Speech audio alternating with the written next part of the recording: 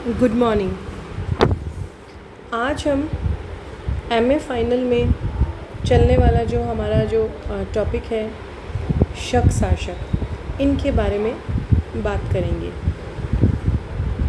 ये जो शक शासक हैं, इनकी प्रारंभिक इतिहास की जानकारी मुख्यतः हमें चीनी स्रोत जो हैं इनसे प्राप्त होती है। अगर इन स्रोतों की बात की जाए तो मुख्य रूप से दो स्रोत से पान कु सिएन हानशु, जो कि प्रथम हान वंश का इतिहास है, और फान ए हाउ हानशु, जो कि परवर्ती हान वंश का इतिहास है। ये जो रचनाएं हैं इनमें यूची, हूण और पार्थियन जाति के साथ शकों के संघर्ष की हमें जानकारी मिलती है। चीनी ग्रंथ शकों को सई या सई वांग तथा भारतीय साहित्य सीथियन कहता है। भारत में शासन करने वाले शक सीथियनों तथा पहलव जो थे, इनकी ऐतिहासिक जानकारी का स्रोत मुख्यतः उनके द्वारा जारी अभिलेख तथा मुद्राएं हैं। शक जो है ये मूलतः है सिर दरिया के उत्तर में निवास करने वाली एक खानाबदोश जाति थी। जो ये सिर दरिया का जो उत्तरी भाग है, ये मध्य एशिया के इसिक्कुल झील के अंचल में स्थित है। 165 ईसा पूर्व के आसपास यूची नामक एक अन्य जाति ने इन्हें वहाँ से खदेड़ दिया। फलतः शक जो थे, इन्होंने इंडो ग्रीक शासकों के अधीन बल्ख यानी कि बैक्टीरिया पर अधिकार कर लिया। यहाँ से शक दो शाखाओं में विभक्त हो गए। एक शाखा उत्तरी मार्ग का अनुसरण करते हुए काशगर और पामीर होते हुए प्राचीन कपिशा में आकर बस गए। कपिशा को इन ग्रंथों में जिबीन या किपिन कहा गया है, और वैसे किपिन या जिबीन की पहचान जो है वो कश्मीर क्षेत्र के रूप में सबसे पहले जो सिल्वा लेवी हैं इन्होंने की थी। दूसरी जो शाखा थी वह दक्षिणी मार्ग का अनुसरण करते हुए पूर्वी ईरान से और हेलमंद घाटी यानी कि दक्षिणी अफ़गानिस्तान में आकर बस गई। इस स्थान को शक स्थान कहा जाता है। यहाँ से आगे बोलन दर्रे जो था, इससे होते हुए वे भारतीय सीमा पर सिंधु प्रदेश में निवास करने लगे। इस स्थान को शक द्वीप भी कहा जाता है। इस प्रकार भारत में शक सीथियन जो है ये पूर्वी ईरान से होकर आए थे। अब अगर बात की जाए कि भारत पर पहला शक आक्रमण जो है वो कब हुआ था, तो इतिहासकार राजबली पांडे के अनुसार कण्व वंश की क्षीण होती सत्ता के समय 71 ईसा पूर्व चौथाई में शकों का पहला आक्रमण हुआ। कर्णकालीन जातियों ने सफलतापूर्वक शकों का विरोध किया। मालवगण के प्रमुख विक्रमादित्य ने सभी गणतंत्रों का विशाल संघ बनाया। शकों को कुछ प्रारंभिक सफलता भी मिली थी तथा अवंती पर उन्होंने अधिकार भी कर लिया। विक्रमादित्य के नेतृत्व में गण संघ ने 57 ईसा पूर्व में शकों को मालवा में परास्त किया तथा देश के बाहर खदेड़ दिया।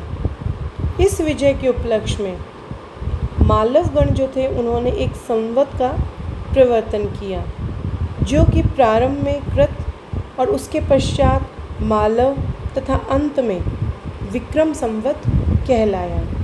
इस प्रकार बच्चों, विक्रम संवत जो है ये शकों को पराजित करने के उपलक्ष्य में ही शुरू किया गया था। भारतीय उपमहाद्वीप में शकों की 5 शाखाएं थीं, जिन्हें कि क्रमशः उत्तरी क्षत्रप तथा पश्चिमी क्षत्रप के रूप में विभाजित किया गया है। इन्होंने पश्चिमोत्तर प्रदेश के यवन शासकों को परास्त कर प्रथम शताब्दी ईसा पूर्व में अपना राज्य स्थापित किया। शक जो राजा थे, इनको क्षत्रप कहा जाता है। अब बात की जाती है उत्तरी क्षत्रपों की, तो इसके अंतर्गत हम तक्षशिला के शक शासक और मथुरा के शक शासक जो हैं उनको ले सकते हैं। और पश्चिमी क्षत्रप जो है उसके अंतर्गत हम उज्जैन, नासिक क्षेत्र के जो शक शासक हैं उनको ले सकते हैं। सबसे पहले हम बात करेंगे उत्तरी क्षत्रपों की, और उत्तरी क्षत्रपों के अंतर्गत तक्षशिला के जो शक शासक हैं उनके बारे में हम बात करेंगे। तो जो तक्षशिला के जो शक शासक थे, इनका अगर शासनकाल की बात की जाए तो वह 20 ईसा पूर्व से 44 ईस्वी तक माना जाता है। भारत का प्रथम शक विजेता शासक जो था वह मेऊस था। इसे मोग, मावस या मोआ नाम से भी चिन्हित किया गया है। विक्रम संवत 78 के तक्षशिला ताम्रपत्र से उसकी तिथि निर्धारित की गई, जो कि 20 ईस्वी है। इसमें कहा गया है कि महाराज मोग शक्तिशाली शासक था तथा लियाग, कुसुल तथा उसका पुत्र पतिक उसके अधीन क्षत्रप थे। दोनों ने तक्षशिला में महात्मा बुद्ध के जो अवशेष थे उनको स्थापित करवाया और वहाँ एक संघाराम बनवाया। मानसेरा अभिलेख में भी मावेज के अधीन क्षत्रप लियाग, कुसुल का उल्लेख मिलता है। सिक्कों के आधार पर प्रमाणित होता है कि मावेज का साम्राज्य पुष्कलावती, कपिशा तथा पूर्व में मथुरा तक विस्तृत था। उसके द्वारा निर्गत ताम्र और रजत मुद्राओं की श्रृंखला पर यूनानी देवता जियस के बाएं हाथ में राजदंड तथा दाईं हथेली पर नाइक नामक विजय की देवी का अंकन देखा जा सकता है। यूनानी तथा प्राकृत भाषा युक्त रजत मुद्राओं में माउस, महाराजा धीराज, महत जैसी उपाधियों से उसे विभूषित किया गया है। अब बात आती है अगले शासक की, एजेश प्रथम की। ये भी बहुत ही एक प्रतापी शक शासक था। इसने पंजाब में डेमेट्रियस कुल के जो यवन शासक थे इनको परास्त किया तथा अपोलोडोटस द्वितीय तथा हिप्पोस्ट्रेटस नामक पूर्व शासकों की जो मुद्राएं थीं उनको पुनर्अंकित करवाया। बाजोर अभिलेख जो कि कांधार क्षेत्र से प्राप्त हुआ है में उसकी अधीनस्थ स्थानीय क्षत्रप विजयमित्र जो है उसका उल्लेख मिलता है। कुछ विद्वान जो हैं वो एजिस प्रथम को विक्रम संवत प्रचलित करने का श्रेय देते हैं। एजिस प्रथम जो थे, इसके बाद एजिलिसेस तथा एजिस द्वितीय क्रमशः शासक बने। एजिस द्वितीय के समय पार्थियन शासक क्रायोटीज ने तक्षशिला के ऊपर अधिकार कर लिया। आगे चलकर गोंडोफर्निश नामक पार्थियन ने उनका पश्चिमोत्तर भारत से उन्मूलन कर दिया। भारतीय शासन तंत्र के विकास में इन शासकों का अगर योगदान की बात की जाए तो उनका जो मुख्य योगदान था वो ये था कि उन्होंने क्षत्रप शासन प्रणाली का प्रचलन किया। तक्षशिला के शकों के पतन के बाद उनके अधिकांश क्षत्रपों ने पहलव और कुषाण जो थे उनकी अधीनता स्वीकार कर ली थी। अब हम बात करेंगे उत्तरी क्षत्रपों के अधीन ही आने वाले मथुरा के शक शासकों के बारे में। मथुरा सिंह शीर्ष अभिलेख के अनुसार राजुल या राजबुल जो थे वो मथुरा का प्रथम शक क्षत्रप था।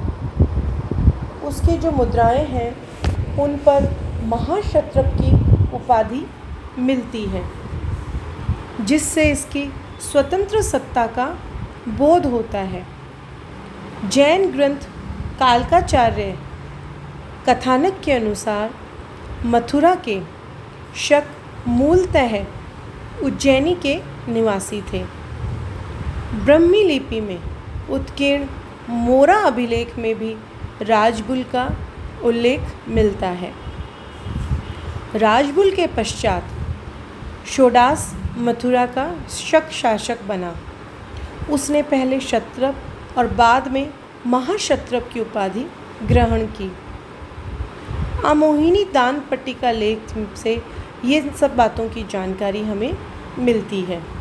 इसके पश्चात मथुरा के शकों की स्वतंत्रता का अंत हो गया और वहाँ कुषाण जो थे उनका आधिपत्य स्थापित हो गया।